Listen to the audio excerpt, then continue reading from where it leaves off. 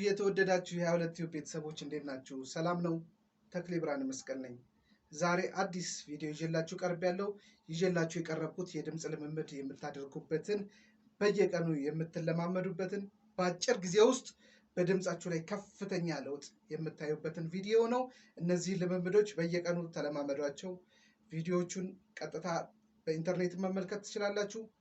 በኢንተርኔት ላይ መመልከት ሁልጊዜ የማትችሉ ሰዎች ካላችሁ ደግሞ እናንተ ዳውንሎድ አድርጋችሁ የሙዚቃ መሳሪያ ባይኖራችሁም ቪዲዮን እያያችሁ አብራችሁ ከድምፁ ጋር መለማመድ ትችላላችሁ። ስለዚህ እነዚህ 3 ቪዲዮዎችን ተለማመዷቸው፣ በጣም ይጠቅሟቸዋል።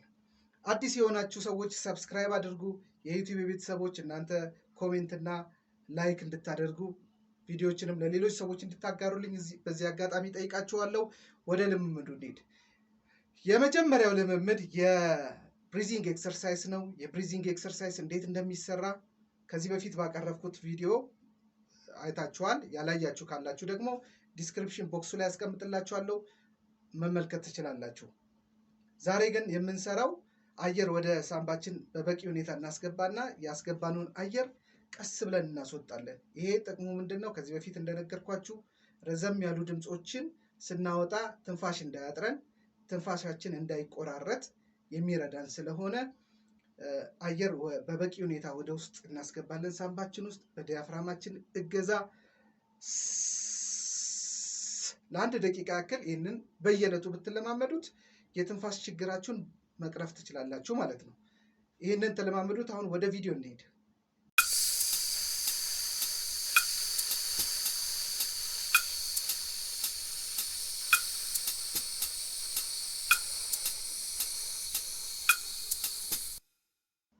ሁለተኛ ይዤላችሁ የቀረብኩት ከኤፍ3 እስከ ኤፍ4 ያለውን ክሮማቲክ ስኬል ነው፣ አርፔጆ ነው።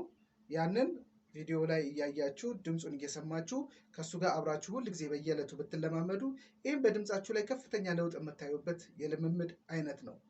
ድምፁ ምቹ ነው። እንደነገርኳችሁ ብዙ ጊዜ የድምፅ ልምምድ ስታደርጉ በጣም ከወጣ ወይም ደግሞ ከወረደ ድምፅ መጀመር የለባችሁ። ኮምፈርተብል ከሆነው ምቹ ከሆነው ድምፅ ተጀምራላችሁ። ከዛ ወደ ታችም ወደ ላይም እየወጣችሁ ትለማመዳላችሁ። በእርግጠኝነት ይሄ ለወንድ ድምፃውያን የወጣ ድምፅ አይደለም። ለሴቶችም ደግሞ ኦክታቭ ወጣችሁ መስራት መለማመድ ትችላላችሁ። እስኪ ወደ ልምምዱ እንሂድ።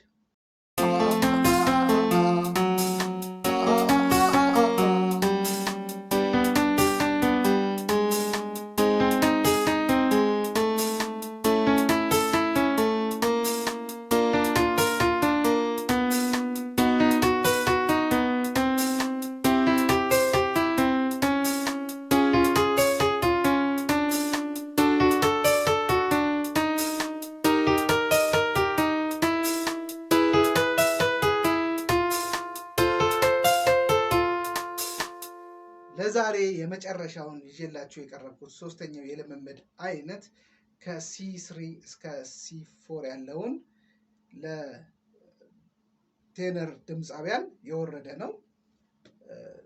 ቸስት ቮይስ ነው። ለባሪቶንም ለቤዝም ድምፃውያን ለእናንተም ይሆናል። የወረደ ድምፅ ነው።